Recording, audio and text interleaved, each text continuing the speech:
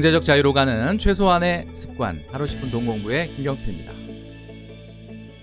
네, 여러분 반갑습니다. 오늘 이 시간에는 아파트 가격 금리 1% 정도 오르면 어떻게 될까라는 제목으로 말씀드리도록 하겠습니다. 시작하기 전에 먼저 구독과 좋아요, 알람 버튼까지 꾹 눌러주시면 좋겠습니다.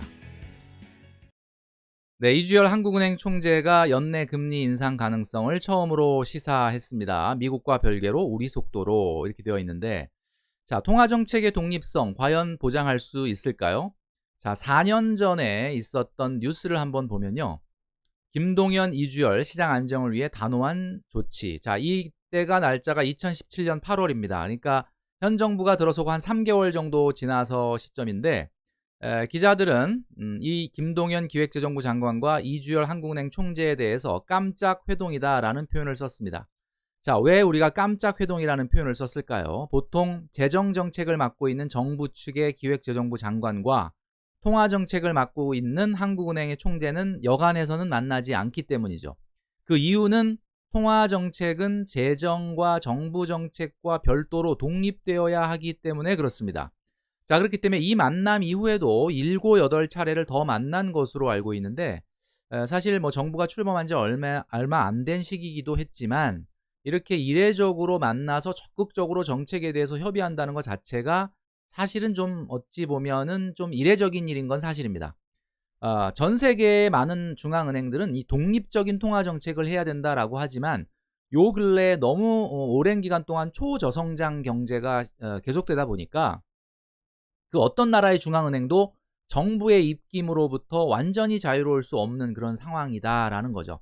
사실 이때 저는 이 기사를 보고 4년 전에 금리 인상이 생각보다 더디겠구나라는 걸 감지했었습니다. 왜냐하면 이렇게 정부가 처음에 들어서서 부양책을 쓰고 경기를 좀 살리려고 막 하는데, 통화정책이 사실 그 당시에 미국이 금리를 좀 올리고 있었기 때문에 우리나라도 어느 정도는 금리를 올렸어야 되는데, 사실 이 만남 이후로 금리 인상에 대한 의지가 조금 약해지는 듯한 느낌이 들고, 생각보다는 실제로 금리가 좀 더디게 올라가면서 많은 분들의 비난을 좀 받았던 적이 있었죠. 그래서 통화정책이 정말 이렇게 독립성을 가질 수 있겠느냐라고 하는 의심을 갖게 되는 겁니다.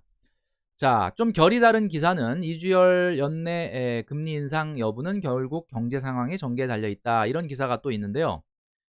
이 기사에서는 모두 발언에서 코로나19 전개 상황을 보면서 경제 회복 속도나 강도를 좀 더 지켜본 이후에 통화정책을 전개해 나가겠다, 또 이렇게 얘기하고 있습니다. 이쪽에서는 또 한 발 물러서서 금리 인상에 대해서 약간은 또 강하게 시사를 안 하는 표현을 또 썼어요. 자, 이렇게 이 통화정책의 수장이 금리 인상을 시사했다가 또 시장의 반응을 보고 또 뭐 그렇게 빨리 하겠다는 뜻은 아니다, 뭐 이런 식으로 이렇게 항상 뭐 좀 불명확한 이런 표현들을 쓰는 이유는 뭐냐면, 시장의 어떤 상황을 좀 본다, 소위 말해 간을 본다 그럴까요? 아무래도 금리 인상이라는 건 시장에 좀 당장은 충격을 줄 수 있기 때문에 어떻게 보면 금리 인상을 단박에 하는 게 아니라 한다 이렇게 좀 적응할 수 있는 시간적 여유를 주는 것도 있고, 그 다음에 발언을 했다가 시장이 어떻게 반응하는가를 좀 보는 경향도 있다라고 볼 수 있을 겁니다. 자, 우리나라의 통화정책이 과연 독보적으로 가능하겠느냐? 사실 실제로 2017년에 이 행보, 이주열 총재의 이런 행보가 비난을 받았던 이유는 미국의 금리가 당시에 이렇게 빠르게 회복되고 있었는데, 국내 같은 경우는 여러 가지 이유를 들어서 금리 인상을 좀 더디게 운행하면서 실제 역사상 한 번도 없었던 미국의 금리가 우리나라 금리를 역전하는 시기가 한 2년여 정도 발생을 했다는 거죠. 자, 이것이 부동산 폭등의 원인이다라고 해서 비난을 받고 있는데, 물론 뭐 사실 경제 상황을 놓고 통화정책을 하는 수장의 입장에서는 뭐 여러 가지를 고려할 수밖에 없습니다. 지금의 부동산 가격 폭등이 이 통화정책이 그 당시에 생각보다 금리를 못 끌어올린 것에 있다라고 보기는 어렵습니다. 그러나 분명히 하나의 원인 제공이었던 것만은 분명하다라는 거죠. 그래서 당시에 이런 어떤 금리 역전 상황을 놓고 봤을 때 많은 전문가들이 이렇게 되면 자본 유출, 원달러 환율의 뭐 폭등 이런 것들을 우려했지만 생각보다는 그렇게 큰 영향이 없었습니다. 자, 이런 것들이 아무래도 한국 경제의 기본적인 펀더멘탈이 뭐 큰 문제가 없다라는 측면, 그리고 또 하나는 외환 보유고가 좀 탄탄하다라는 측면이 있을 거죠. 지금 현재 우리나라의 외환보유고는 현재 기준으로 전 세계 8위 정도를 기록하고 있는데 달러 기준으로 4,476억 달러를 보유하고 있기 때문에 사실 뭐 굉장히 좀 탄탄한 외환 수급 현황을 보이고 있다라고 볼 수 있습니다. 이런 어떤 자신감에서 미국이 금리를 빠르게 올려도 그 속도는 우리나라 경제 상황에 맞춰서 올려야지 미국이 올린다고 무턱대고 올리진 않겠다라고 하는 어떤 그런 뉘앙스의 표현이다라고 볼 수 있을 것 같습니다. 우리가 전 영상을 통해서 배운 대로 부동산 가격은 부동산에서 나오는 현금 흐름 나누기 기대 수익률이라고 했죠. 그런데 이 기대 수익률이 아파트 가격에 큰 영향을 미칩니다.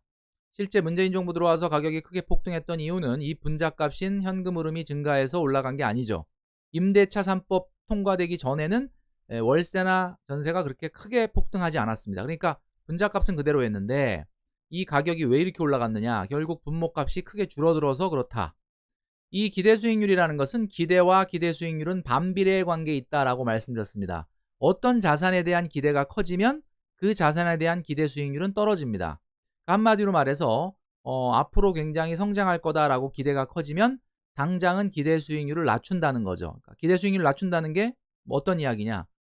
비싸도 그냥 산다라는 이야기죠. 그래서 문재인 정부 초기의 가격의 폭등은 분자값의 증가가 아닌 분모값의 축소가 나게 되면서 생긴 가격의 상승이다라고 볼 수가 있다라고 말씀드렸는데 지금 현재 서울의 중위가격 아파트에 나오는 현금 흐름은 1,800만 원 정도 됩니다. 그러니까 서울의 중위가격 아파트를 렌트하면 빌려주면 렌트하면 한 평균 1,800만 원 정도의 현금 흐름을 1년에 얻을 수 있다라는 거죠. 그런데 이게 가격이 지금 현재 11억이니까 현재 서울의 중위가격 아파트의 기대 수익률은 분모값은 한 1.62 정도 되는데 자, 이 상황에서 여신금리를 한 1% 끌어올린다 그러면 어떻게 될 것이냐? 자, 당연히 변화가 있겠죠. 지금 현재 분모값이 1.6이다. 근데 성장률이 0이다라고 가정을 했을 때 아무런 변수는 변하지 않는데 다른 값은 변하지 않는데 오로지 여신금리만 1% 올라서 2.62가 된다면 이론적으로는 당연히 가격은 6억 8천까지 떨어져야 됩니다.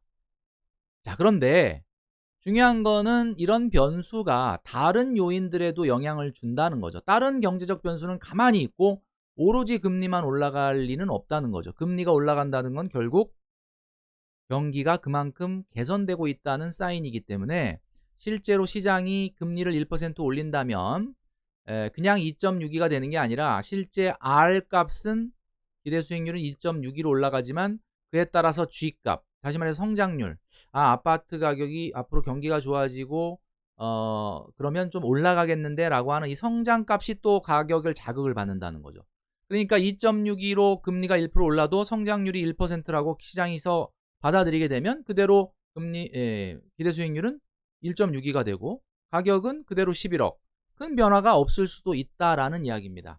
그렇기 때문에 한 가지의 변화가 단순히 그 한 가지로 머무는 것이 아니라 수많은 상관관계와 다른 요인들의 변수를 주기 때문에 단순하게 1% 금리 상승만 가지고 아파트 가격 하락을 얘기하기는 좀 문제가 있다라는 게 이제 저의 생각이라는 거죠. 자, 실제로 금리 인상이 어떤 금리 인상이냐에 따라서 달라집니다. 자, 경기는 전혀 살아나지 않았는데 그냥 단순히 외화의 유출을 막기 위해서 그냥 금리를 어쩔 수 없이 올리는 건지 아니면 실제 우리나라의 경제 상황이 생각만큼 나아졌기 때문에 올리는 건지에 따라 달라질 수 있다라는 겁니다. 기사를 보면 금리 인상 우려, 호황 때 오히려 집값이 더 뛸 수도 있다라는 기사가 있는데요. 전문가들은 물가가 오르는 인플레이션 시대에는 부동산 같은 실물 자산을 보유해서 인플레이션에 의한 화폐 가치의 하락을 방어해야 된다라고 입을 모은다 이런 표현을 하고 있습니다. 자, 우리나라가 미국의 금리 인상과 전혀 영향이 없을 수가 없는데 과거의 사례를 보면 미국은 금리를 굉장히 속전속결로 올리는 걸 알 수가 있습니다. 경제가 조금만 살아나면 달러 가치를 보호하기 위해서 금리를 빠르게 올리는 거죠. 미국의 금융위기 이후에 양적 완화를 선언하고 정확하게 10년 정확하게 5년 후죠. 5년 후인 2013년 11월에 양적 완화 종료를 선언했습니다. 그런데 생각보다 양적 완화 종료를 통해서 금리 인상하는 속도는 조금 늦어졌었는데 그러다가 이제 코로나가 발생하면서 다시 제자리로 돌아온 것이죠. 이번에 이제 금리 인상은 과연 어느 정도의 속도로 진행될 것이냐.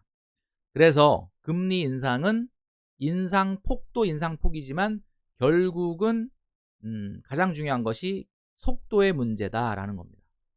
자, 어떤 금리 인상인가에 따라서 달라질 수 있다라고 말씀드렸는데, 금리가 딱 1% 수준밖에는 안 올라간다라면, 거꾸로 얘기하면 시장에서 생각했던 경기 개선의 기대감에 찬물을 끼얹을 수도 있습니다. 오히려 경기는 계속해서 어렵겠구나라는 것에 사인을 줄 수 있다.